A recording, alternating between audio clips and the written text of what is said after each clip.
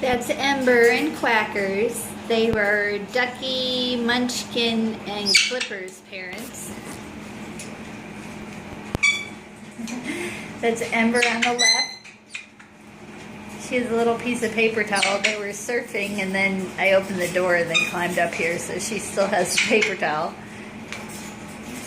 I actually opened the door to get Quackers, get his back, but after he got out, he didn't want it. But he was hanging from the ceiling playing with it a minute ago. But I don't get to show them very often.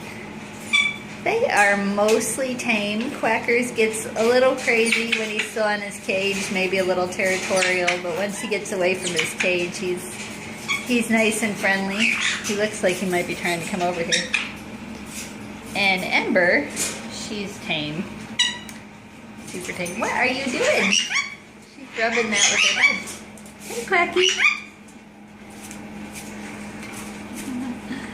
There's Quackers. I don't know if I totally trust him. He's pretty hyper right now. Sometimes that leads to a little biting. But he's super cute. Hey, Quacky.